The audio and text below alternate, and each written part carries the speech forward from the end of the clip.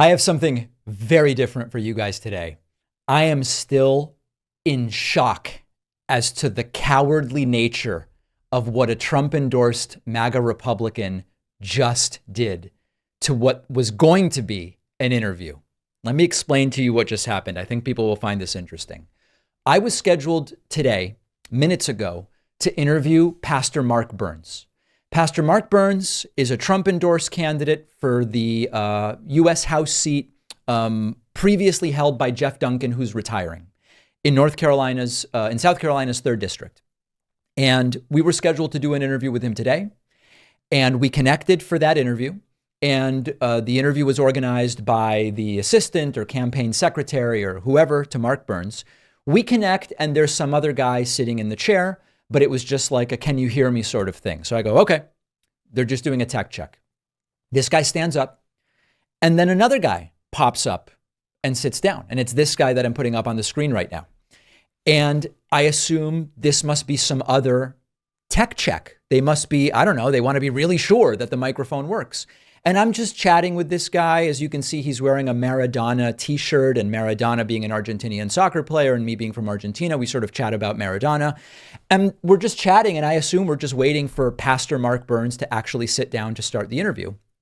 And then all of a sudden, this guy goes, I'm going to be sitting in for the pastor today. And at this point, the first time he says it, I assume he's joking. But 1% of me thinks maybe this guy's not joking and I should start recording this because I think that they're bailing on the interview. I think they're actually chickening out of this interview. And I was able to get 2 minutes. And this guy, who I guess is his communications director, insisted, you're not going to talk to the pastor. And then he goes into all sorts of conspiracy nonsense. They really thought that I was going to interview this guy instead of the candidate. So I'm going to play this for you. This is the most cowardly act I've ever seen. And you know, when we first connected and I could hear people in the background, I heard someone yelling about Pakman show. And pretty clearly they were at that last minute saying, no, we're not going to let the pastor do it. So I'll talk to you in a moment about why they are right to be afraid and why it makes sense that they bailed. But check out, this is the 2 minutes I was able to get with this dude. And again, I started recording haphazardly because I was like, damn, this guy is serious. They're actually bailing on this interview at the last second. Take a listen to this. Communications director, I'm going to be taking care of the interview. Oh, you're being serious? Yes. Oh, no, then we can't do it. No, we were scheduled, okay.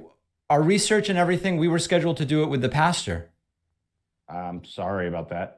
When was this decision made? A few minutes ago. Oh, is that what I heard something about Pakman in the background when we connected. Was it literally 2 minutes, like right 2 minutes ago? It was a recent decision. Yes. Okay. And what happened? I advised him that I would go ahead and take care of the interview. And he's got some other stuff he's got to take care of. You know, there's an election in 4 days, and he's very busy. Okay, do you know why it got scheduled in the first place if he couldn't do it? Well, look, you can talk to his communications director. I worked with him on his last campaign. I know the pastor very well. I'm just trying to understand. That's why I was asking you if you knew what happened. I just told you. He's busy. Well, he has an election in a couple days, and he's talking to voters inside the district. Okay, I mean, unfortunately, you guys just really wasted our time. Well, I'm happy to sit here and answer all the questions you got, man. That's okay. We only talk to the candidates, but we'll let our audience know. Remind me what your name was? I am the publisher of the Ashley Biden Diary. You guys might want to cover that over the next couple of months.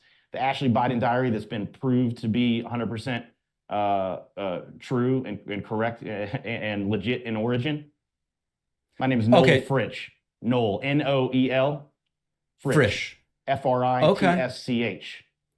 All right. Well, I'm sorry we're not going to do it, but I wish you guys could have just told us no last night, you know? You know what? It was a recent decision. We got to go talk to the voters. If you live in the 3rd District, I'm sure we'd be doing this right now. All right. Well, thanks, Noel. Appreciate it. Cheers. God bless. All right. So listen, I actually do believe the one thing that he said there that's true is that it was a recent decision. I think what happened here is and we will put the email trail up on the screen for you. It's obviously clear that everybody knew we were planning to interview the pastor and not this guy. I think that in the couple hours this morning before the interview, they looked at the fact that the last MAGA guy who showed up, Royce White, now is the subject of FEC investigations, and his discussion with me about spending money at strip clubs, campaign money at strip clubs, made The Daily Show and MSNBC and the Young Turks and all these other media outlets. I think they found it likely that this was not an interview that was going to go well for the pastor, and they chickened out. I mean, truly a profile in cowardice like we've never seen. And I'll be honest, I was going to ask the guy real serious questions. Pastor Mark Burns has been pushing election lies about who won in 2020. I was going to ask him the really tough question: is Biden the legitimate winner of 2020?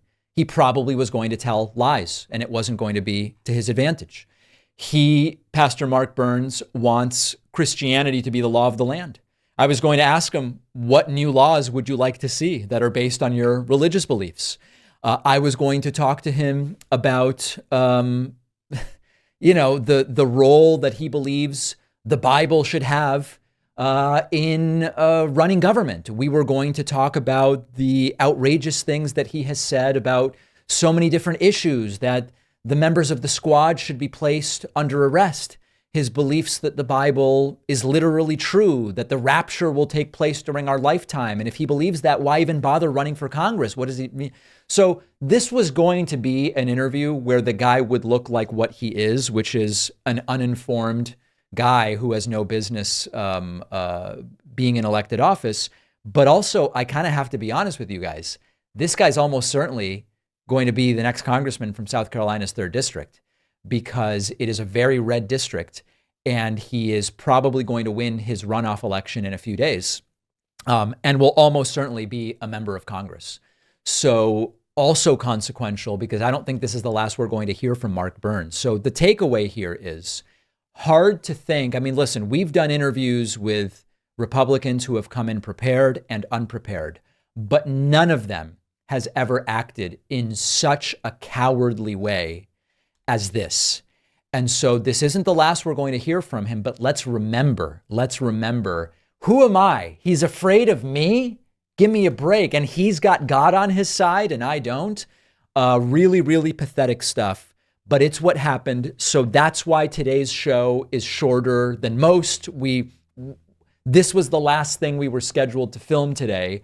So now to make deadline, we've got to go with a shorter show than we would normally have. But pathetic and cowardly stuff. We'll take a break. This is one for the books, that's for sure.